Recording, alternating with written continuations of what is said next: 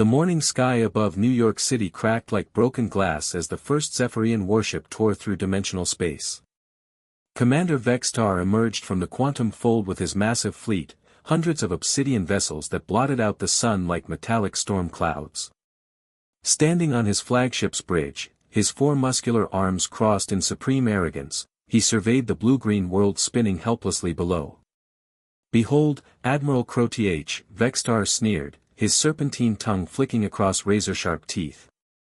His scaled hide rippled with patterns of contempt, a biological display his species used to show utter disdain. The legendary Earth. Home to the pathetic humans we've heard whispered about in the Outer Rim taverns. Admiral Crotiach towered beside him, nearly 12 feet of crystalline bone and sinew, his spine crackling with bioluminescent energy.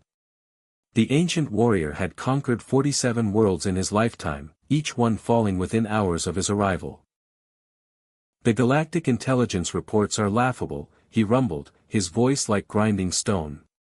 "These creatures still burn primitive fossil fuels. They wage war with explosive projectiles. Some regions lack basic electricity. How did such a backward species even discover radio waves?" Through the vast observation dome, they watched the chaotic planet below. Humans scurried through their concrete jungles, completely unaware that their world had just been marked for conquest. Traffic moved in orderly lines, aircraft traced neat contrails across the sky, and billions of people went about their daily routines with blissful ignorance. "Observe their cities," Vextar chuckled, his scanner displaying thermal readings of human activity. Primitive steel and glass structures. No energy shields, no atmospheric processors, no dimensional anchoring. A single plasma torpedo could level their largest metropolis. The first demonstration of Zephyrian supremacy came swiftly and without warning. Vextar activated his fleet's electromagnetic pulse arrays, targeting every artificial satellite in Earth's orbit. In less than 3 minutes, humanity's entire communication network went silent. GPS systems failed, internet connections vanished, and television broadcasts cut to static across the globe. Then came the message, transmitted directly into every electronic device still functioning on the planet, from smartphones to pacemakers to children's toys. Vextar's holographic image appeared simultaneously in 7 billion locations. "Inferior beings of Earth, I am Commander Vextar of the Zephyrian Empire. Your world has been selected for integration into our galactic dominion.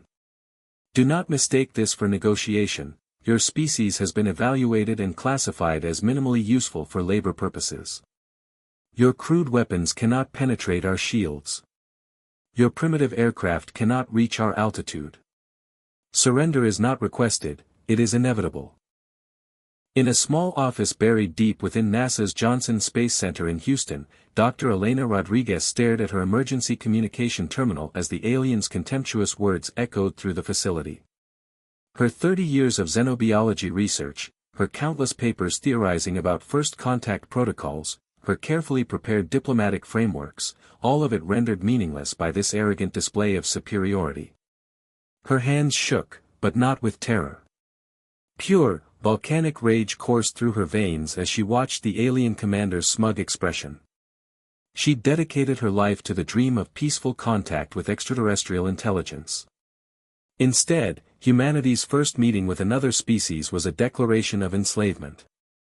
"You picked the wrong species to underestimate," she whispered through gritted teeth, her fingers already flying across her secure communication panel.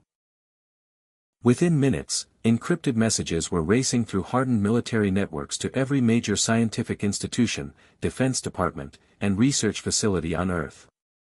The Zephyrians thought they were facing primitives. They were about to discover what human ingenuity could accomplish when survival was on the line. 24 hours after first contact, Commander Vextar decided humanity needed a more visceral lesson in Zephyrian superiority. He positioned his flagship directly over Manhattan, casting a shadow that plunged the entire island into artificial twilight. Through the ship's transparent aluminum hull, 8 million New Yorkers could see the alien crew moving about their duties with casual indifference to the terror below. "Activate the gravitational manipulators," Vextar commanded, his 4 arms dancing across holographic control interfaces. Target their most recognizable monument. Let them watch as we claim their symbols of freedom. The Statue of Liberty began to tremble on Liberty Island. Ancient copper groaned and twisted as invisible forces wrapped around the 305-foot monument. Slowly, impossibly, Lady Liberty rose from her pedestal, tons of metal and stone floating upward like a feather caught in an updraft.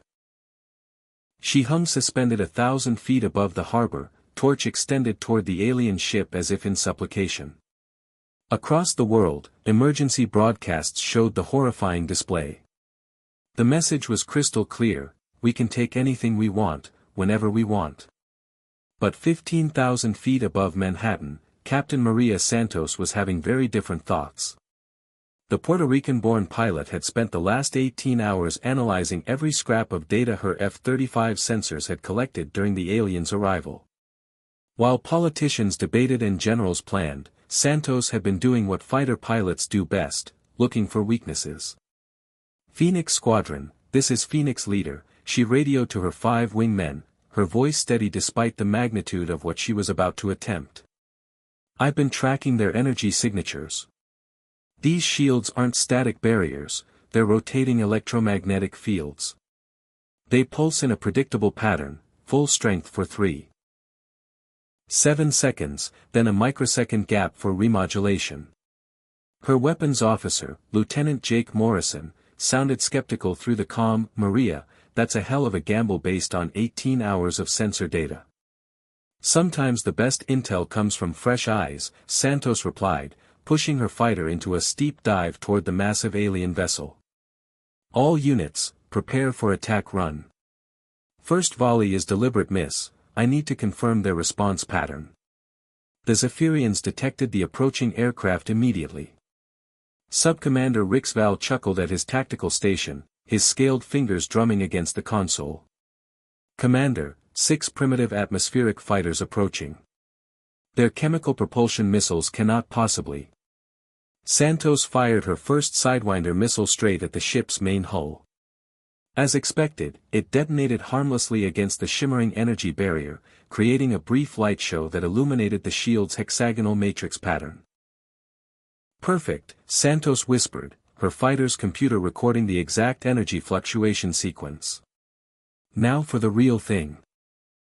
She banked hard, coming around for a second pass. Her targeting computer locked onto what appeared to be a communication array protruding from the ship's underside. This time, she waited. Counted. 3.7 seconds, now. Her second missile struck the communication array in the precise instant the shields flickered for remodulation. The explosion was magnificent, alien metal vaporizing in a ball of orange fire that sent shockwaves rippling across the ship's hull. On the Zephyrian bridge, chaos erupted. Warning klaxons blared as damage reports flooded in. Commander Vextar's scales flashed from purple to crimson, his species equivalent of turning pale with shock. "Impossible," he roared, his translator struggling to convey his fury in human languages. "These primitives couldn't have calculated our shield harmonics. They lack the computational power to." "Sir," Admiral Crotiach interrupted, his massive frame leaning over the tactical display.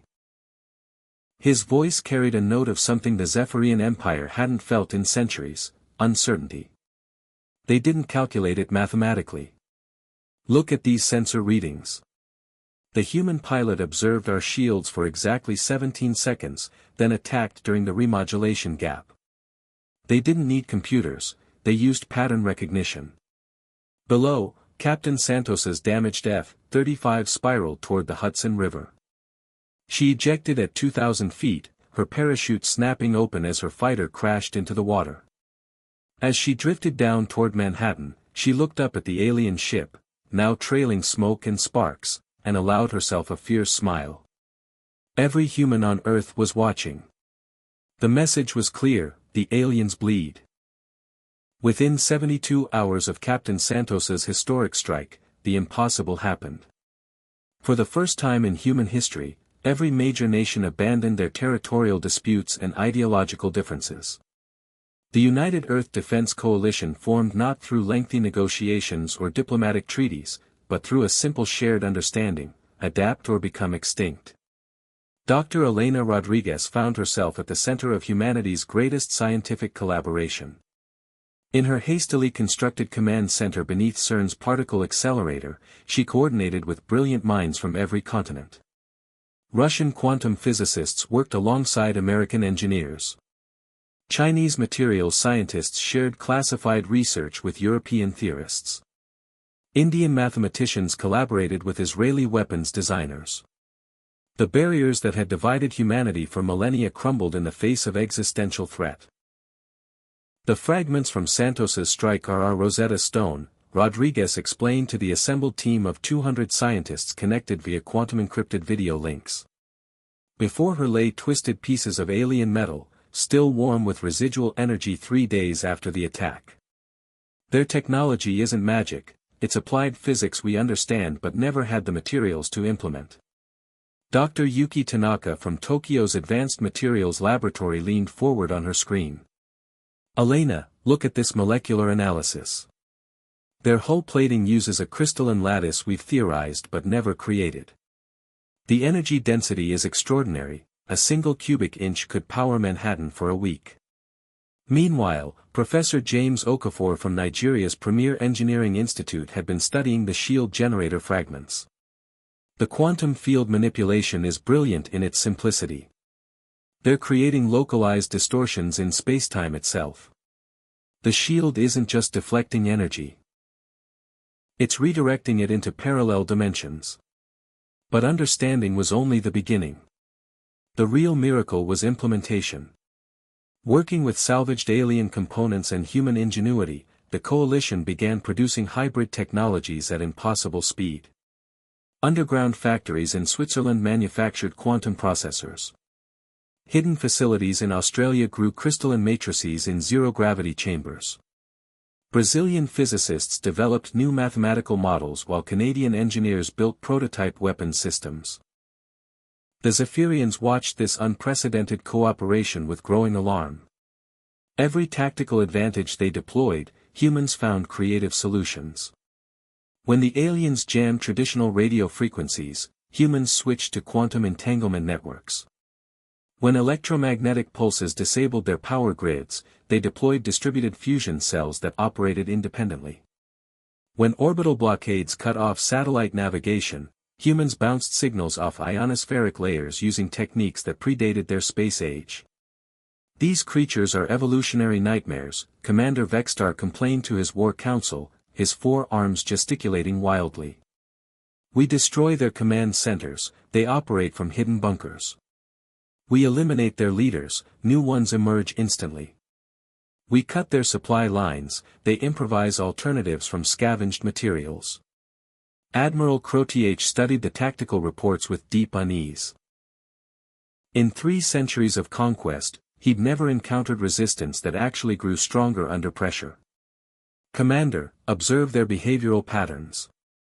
When we attack their cities, they disperse into smaller groups. When we target their military installations, civilians begin producing weapons. When we eliminate their scientists, their children continue the research. Subcommander Lixera, monitoring human communications, made the most disturbing discovery. Sir, they're not just adapting to our attacks, they're learning from them. Each engagement teaches them more about our technology. They're reverse engineering our systems faster than our engineers developed them originally. The final insult came when human hackers, working with nothing but captured alien hardware and pure determination, successfully infiltrated a Zephyrian scout ship's computer system. Not only did they steal tactical data, they left behind a digital message written in perfect Zephyrian script. Thanks for the lesson. For the first time in his military career, Admiral Crotih felt something his species had forgotten existed: doubt. The distress signal pierced through space like a dying scream, originating from the cold darkness beyond Neptune's orbit. Subcommander Lixera's scout ship tumbled helplessly through the asteroid belt, her vessel's crystalline hull cracked and bleeding atmosphere into the void. Plasma fires flickered along her port wing where something had torn through the ship's energy core like tissue paper. Emergency transmission on all frequencies, Lixera gasped into her communicator, her normally melodious Zephyrian voice cracking with desperation. "This is Scout Ship Theta 7, registration ZYX 4471. We have been attacked by the Devourers. Life support failing. Navigation offline. We're caught in the gravitational pull of the third planet. Estimated impact in 4 hours, 17 minutes. Her three-fingered hands trembled as she tried to seal a breach in her cockpit's transparent aluminum canopy. Through the growing spiderweb of cracks, she could see Earth growing larger. That blue-green world her people had been trying to conquer for months. The irony was bitter. She would die on the very planet her species considered beneath them.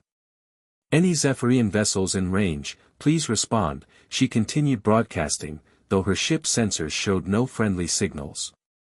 The nearest Zephyrian fleet was positioned on the far side of the solar system, too distant to reach her before her ship disintegrated in Earth's atmosphere. Lixera had seen the Devourers with her own eyes, an experience that would haunt her nightmares if she lived long enough to have them. They weren't ships or even individual creatures, but a flowing mass of metallic organisms that moved through space like a living storm cloud. When they encountered her scouting patrol, they had consumed her sister ships in minutes, dissolving the hull plating and absorbing every trace of organic matter within. Only her ship's experimental quantum drive had saved her, allowing a desperate jump through folded space. But the drive had burned out, leaving her stranded and dying in hostile territory. On Earth, Dr. Elena Rodriguez was working late in her laboratory when the quantum receivers she built from salvaged Zephyrian technology began picking up the distress signal. The alien language was incomprehensible, but the universal mathematical sequences embedded in the transmission told the story clearly: a dying ship, falling toward Earth, carrying someone who desperately wanted to live. Director Rodriguez, her assistant, called urgently from the communications station. "We're getting structural analysis from our orbital sensors. It's a small craft, maybe 20 meters long. Single occupant. At current trajectory, it'll hit somewhere in the Nevada desert." Rodriguez studied the incoming data, her mind racing. This was the enemy, one of the beings who had tried to enslave humanity, who had dismissed them as primitive insects. The logical response would be to let the ship crash, perhaps recover the wreckage for intelligence purposes. Instead, she found herself thinking about her daughter Sophia, who had asked her just yesterday why the aliens hated humans so much. "Maybe they don't hate us, Mija," Rodriguez had replied. "Maybe they're just scared." "Prep the rescue shuttles," Rodriguez ordered, surprising herself with the decision. "Full medical team, emergency life support equipment, and our best xenobiology specialists." Her staff stared at her in shock. "Ma'am," her deputy director protested, "that's an enemy combatant." "The risk." "The risk," Rodriguez interrupted firmly, "is what we become if we let fear override our humanity. Launch the rescue mission." 30 minutes later, 3 human spacecraft, cobbled together from Earth technology and reverse-engineered alien systems, streaked toward the falling Zephyrian scout ship. Using their newly developed tractor beam technology, they managed to slow the alien vessel's descent and guide it to a controlled landing in the Nevada desert. As the rescue team pulled the unconscious Zephyrian pilot from her smoking cockpit, Rodriguez couldn't help but notice how young she looked, barely more than a child by alien standards. Her scaled skin was pale with trauma, and her large, amber eyes flickered with confusion as she regained consciousness. "Why?" Lixera whispered in broken English, staring up at the human faces surrounding her. "Why save me? We are enemies." Rodriguez smiled gently, adjusting the portable life support unit they'd attached to the alien's breathing apparatus. "Because every life has value," she said simply. "Even yours." Subcommander Lixera sat in a sterile white medical facility deep within Cheyenne Mountain, her amber eyes haunted by memories that would scar her forever. For 3 days, human doctors had tended to her injuries with a gentleness that confounded everything she'd been taught about this primitive species. Now, surrounded by the leaders of the United Earth Defense Coalition, she prepared to reveal a truth that would change the fate of both civilizations. The Devourers, she began, her translated voice heavy with horror, are not what you think. They are not conquerors seeking territory or resources. They are entropy given form, a cosmic plague that has consumed 17 civilizations in this galaxy sector alone. Dr. Rodriguez leaned forward, her scientific curiosity warring with growing dread. Consumed? You mean they kill populations? No, Lixera whispered, her scales shifting to pale gray, her species' expression of absolute terror. They consume everything. Every molecule of organic matter, every trace of metal, every drop of water. They strip entire planets down to bare rock, then absorb that too. What you see afterward isn't death, it's complete erasure. She activated a holographic projector with trembling fingers, displaying a three-dimensional map of their galaxy sector. Red markers spread across the stellar cartography like a terminal disease, each one representing a world that no longer existed. The Kihari Confederation, 2 billion souls across 12 worlds, she pointed to a cluster of red dots. Gone in 18 months. The Vorthan Empire, they had technology that rivaled our own, space stations the size of moons. Consumed in 8 months. Her voice cracked. The Zelathai were masters of dimensional engineering. They built pocket universes to hide their population. The Devourers found them anyway. General Patricia Hayes, the Coalition's military commander, studied the hologram with professional intensity. How do they move? What's their tactical structure? That's what makes them so terrifying, Lixera replied. They don't move like ships or armies. They flow like a living ocean, billions of metallic organisms that can survive in the vacuum of space. Each organism is roughly the size of your human automobiles, but they link together to form structures the size of continents. When they encounter resistance, they simply engulf it. She manipulated the display, showing the Devourer's projected path through space. The mathematical models were horrifyingly precise, a red line that cut through the galaxy like a scythe, heading directly toward this solar system. According to our calculations, they'll reach the Zephyrian homeworld in 18 months, Lixera continued. And Earth. She paused, her alien features showing something remarkably like compassion. Earth lies directly in their path. They'll arrive here approximately 6 months after they finish with my people. Captain Santos, now serving as the Coalition's tactical advisor, spoke up. How do you usually fight them? Lixera's laugh was bitter and broken. We don't fight them, Captain. No one has ever successfully resisted the Devourers. The standard galactic protocol is total evacuation, save perhaps 10% of your population and abandon the rest. We've perfected the art of strategic retreat. That's unacceptable, Rodriguez declared firmly, her voice carrying the steel that had sustained humanity through months of occupation. There are 8 billion people on Earth. We don't abandon our home. The alien looked at the assembled humans with something approaching wonder. Your species truly is unique. Any other civilization would have begun evacuation procedures immediately. The Zephyrians have already started relocating our core population centers to deep space. President Chen Wei, speaking via secure hologram from Beijing, asked the question that hung heavy in the air, Sub-Commander, in your professional military assessment, what would it take to actually defeat these Devourers? Lixera was quiet for a long moment, her scales shifting through patterns of deep contemplation. Finally, she spoke, something that has never existed in galactic history: perfect cooperation between species, complete sharing of all technology and tactical knowledge, and... She looked directly at Rodriguez, the kind of impossible stubborn creativity that would make a species risk everything to save a single enemy pilot. The room fell silent as the implications sank in. They weren't just facing the extinction of Earth. They were facing a test that no civilization in galactic history had ever passed. Well, Rodriguez said with a determined smile that somehow managed to be both terrifying and inspiring, I guess we'll be the first. The transmission from Admiral Crotiach came 3 days later, broadcast on all frequencies to ensure the humans received it. People of Earth, this is Admiral Crotiach of the Zephyrian Fleet. We have received Subcommander Lixera's report. We understand that our peoples now face a common threat, one that makes our previous conflict seem insignificant. Commander Vextar stood behind the Admiral, his scales now pale with humiliation. We formally request assistance in developing a defense against the Devourer threat. Dr. Rodriguez couldn't help but smile as she composed humanity's response. Admiral Crotiach, this is Dr. Elena Rodriguez representing the United Earth Defense Coalition. We accept your proposal for alliance. But we have conditions.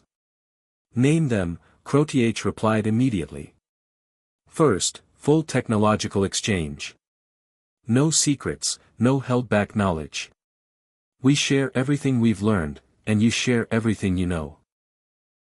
Second, combined command structure, human and Zephyrian officers working together at every level. And third. Rodriguez paused, you acknowledge that humanity is not a primitive species to be conquered, but an equal partner in this alliance. The silence from the Zephyrian fleet stretched for long minutes. Finally, Admiral Crotiach's voice came through, heavy with a mixture of humility and hope. Terms accepted. When do we begin? 6 months later, the combined human-Zephyrian fleet faced the approaching Devourer swarm at the edge of the solar system. The Alliance had produced miracles, Zephyrian energy weapons powered by human fusion technology, Earth ships equipped with alien shields, and tactical strategies that combined Zephyrian precision with human creativity. But the Devourers were beyond anything either species had imagined. They came not as ships, but as a living cloud of destruction, billions of metallic organisms that could survive in space and consume any matter they encountered. All ships, this is Admiral Crotiach, came the transmission. Remember, we're not just fighting for our worlds, we're fighting for every civilization the Devourers might encounter after us. Captain Santos, now commanding a hybrid human-Zephyrian vessel, smiled grimly. Copy that, Admiral. Phoenix Squadron is ready for approach. The battle that followed would be remembered in both human and Zephyrian history books for millennia. The Devourers' massive numbers seemed overwhelming until the humans implemented a strategy no one had ever tried before, they didn't fight the swarm directly. Instead, they used the Devourers' own consuming nature against them. Dr. Rodriguez had discovered that the Devourers were driven by a collective intelligence, a hive mind that coordinated their attacks. Working with Zephyrian scientists, she developed a quantum virus, a self-replicating information pattern that would spread through the Devourer network and disrupt their coordination. It's not about destroying them, she explained to the fleet commanders. It's about making them forget how to work together. The virus was deployed via a suicide run by volunteers from both species. As it spread through the Devourer swarm, their perfect coordination collapsed into chaos. Individual organisms began consuming each other instead of working toward their common goal. Within hours, the swarm had effectively destroyed itself. In the aftermath, as rescue ships collected survivors and began the long journey home, Admiral Crotiach found himself standing beside Dr. Rodriguez on the bridge of their flagship. We were wrong about your species, he said quietly. We saw your technology and assumed we understood your capabilities. But your greatest strength isn't your weapons or your ships, it's your refusal to accept defeat, and your willingness to help even those who have wronged you. Rodriguez nodded, looking out at the stars where both human and Zephyrian ships worked together to clear the debris. We learned something too, Admiral. Strength isn't about who has the biggest weapons, it's about who you choose to stand with when the real threat comes. The Zephyrian Admiral's crystalline spines glowed with what his species considered profound respect. The Galactic Council will need to revise their classification of humanity. You're not a class 2 civilization. What would you classify us as? Rodriguez asked. Crotiach smiled, an expression his species reserved for their greatest allies. Essential. The end. Epilogue. The Human-Zephyrian Alliance would go on to become the foundation of a new galactic coalition, one built not on conquest and domination, but on cooperation and mutual respect. And whenever new threats emerged in the galaxy, they would find themselves facing not just advanced technology or superior numbers, but something far more dangerous, the combined ingenuity of species who had learned that their differences made them stronger together than they ever could be apart.